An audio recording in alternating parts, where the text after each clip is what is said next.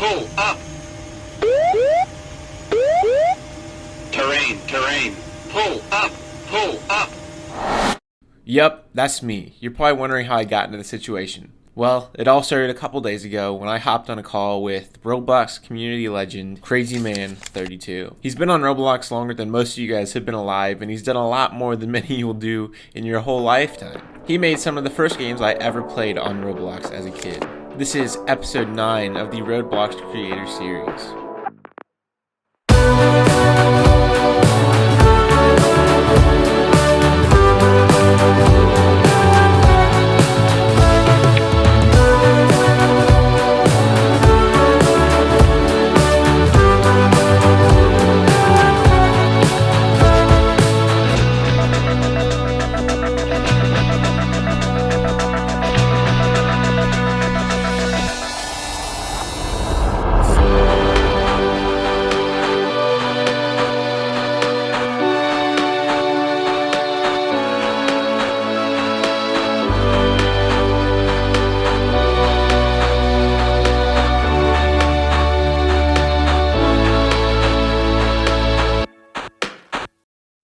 Can you walk us through your Roblox career from, I guess, the day that you were introduced to the platform until right now, right here, talking with me? Sure thing. So this goes back all the way to 2008. So that's like 12 years ago. I was in middle school at the time. And at the time, actually, I was really hoping to find a game where I could kind of build things, kind of like Legos or something like that. But I never really found anything. And then one day, my friend invited me over after school, and he showed me Roblox. And it was the old 2008 starter place. Not many people maybe remember that anymore, but there's just this little house on a blank slat, basically.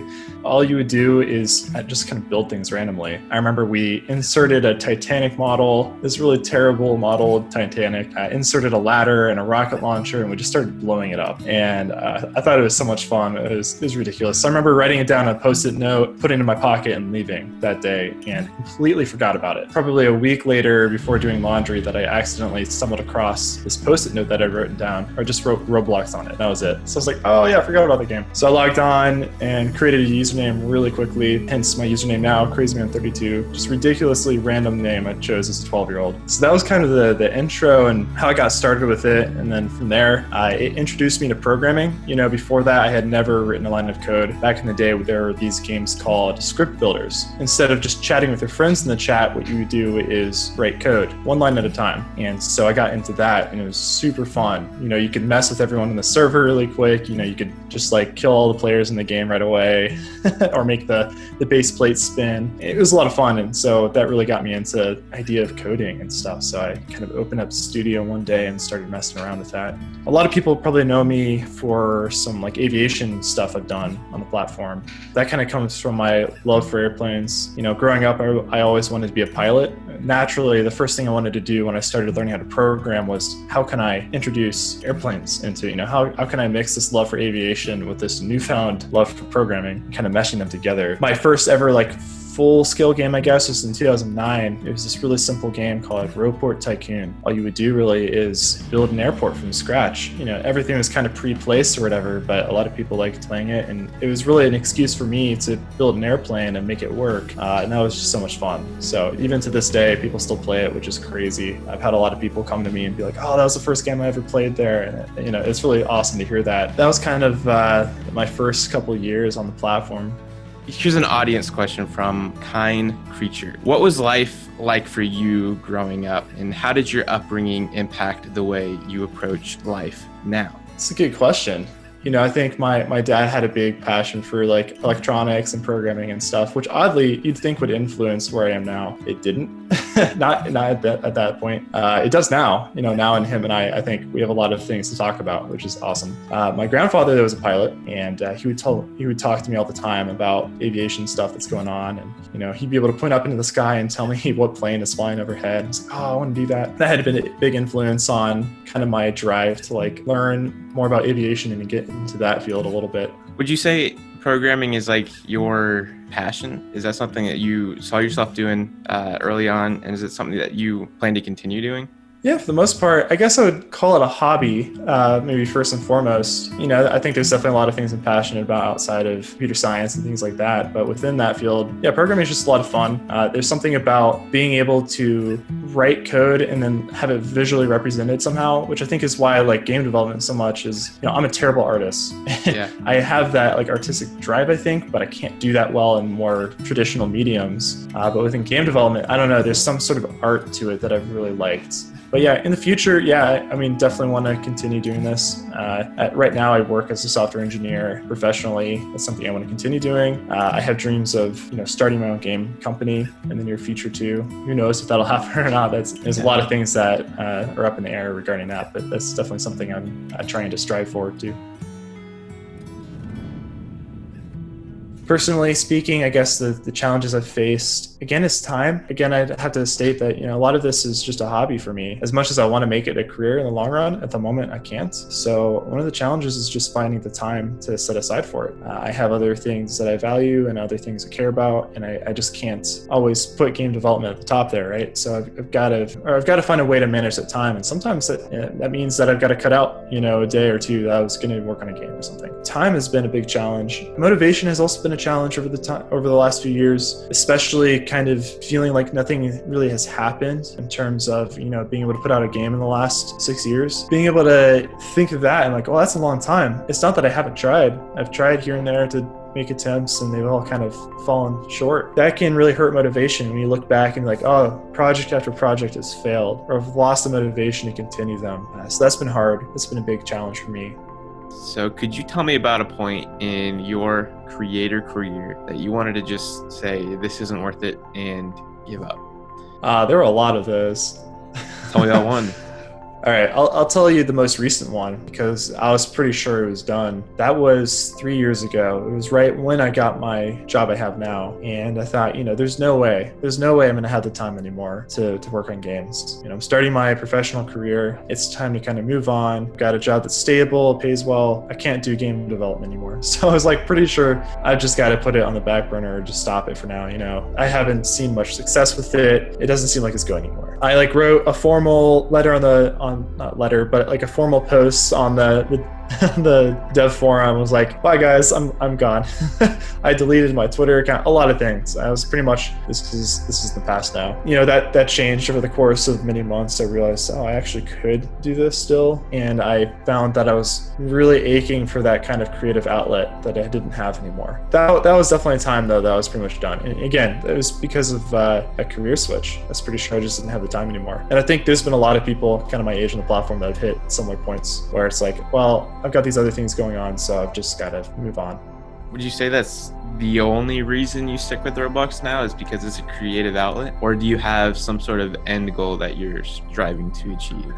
Yeah, so it's both. I think in the immediate, it is more of a creative outlet where it's just fun. But in the long term, it's like, again, I think I have a kind of a goal of being able to start some sort of game development company or some sort of software development company. Game development would be most fun. And so I'm kind of seeing it right now as a Kickstarter of a sense, seeing, can I get something out there that's somewhat successful? And if I do, could I use that to kind of, kickstart myself into actually starting a business in that area? Whether that's on the Roblox platform or not. But right now, it's a valuable place to start. I think a really nice piece about it is that monetizing on the platform, you don't have to have a company. Whereas if you do any other platform, you do.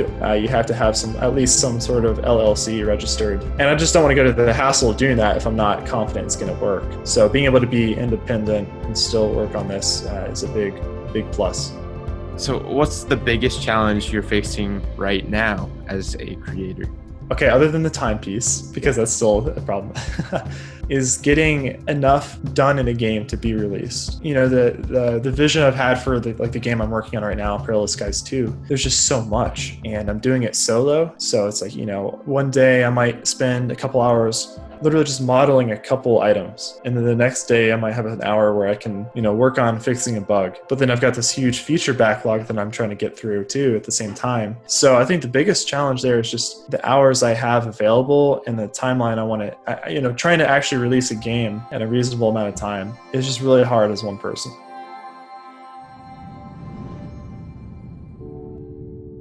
It's chapter 3.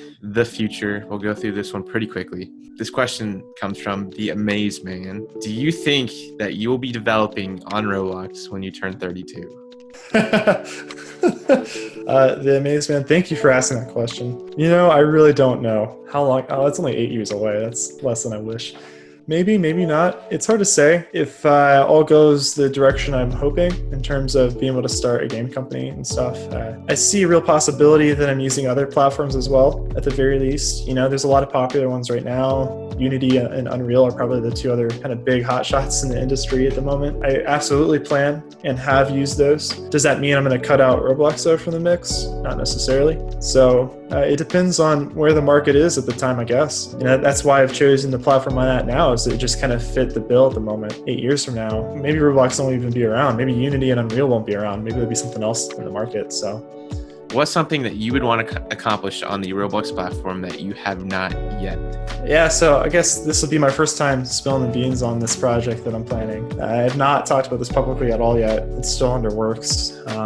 I have, for the last many years, wanted to make this very specific game on the platform, and I just hadn't felt like I had the skill set at the moment or at the time to do it. And actually, my current game, Peerless Skies 2, while I'm fully invested in releasing that game, it is a stepping stone to this next project that I'm working on, where it's more of a full-fledged aviation simulation game, and not for the sake of focusing on I'm not trying to recreate Flight Simulator. That has its own market. You think about who are the players in Roblox? They're younger age group for sure. So how can I take that kind of Flight Simulator experience and bring it to an age group like them that's going to excite them about aviation? Basically, the idea is you're a pilot, and you need to build up your skills as a pilot and live that out. That's the very surface level of it. I'm not going to go into too much details with it. Not only will it be just kind of a challenging project in and of itself and something I've wanted to do for a long time, it's also going to be kind of a new frontier for me, as I'm going to kind of build a team around this. I don't know how it's going to look yet. So if anyone's watching this that is interested in 3D modeling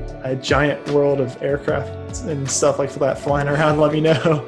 I need everything in that regards. And that's what kind of my hopefully final stepping stone into seeing if I can actually do this as a career or not. The way to the front page nowadays is to let your players have little pets that follow them around. So maybe you can have a little helicopter that follows the airplane around or something.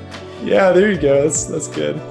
What's some advice you have for the audience? Again, it's going to sound a little cliche, but I'll say it again, is just have fun. I think I've seen a lot of game developers take things way too seriously too soon. And the detrimental side of that is you get so caught up in trying to be successful and getting things onto the front page is kind of the golden standard, right? And then if you fail, you feel defeated and you're sad. Just don't worry about any of that. If you're not going to have fun with it, you're not going to enjoy any process of it, including if you end up being successful, whatever that means for you. It's not going to mean anything. Games are built for people to have fun, right? And I think in a similar nature, making them should be a fun experience.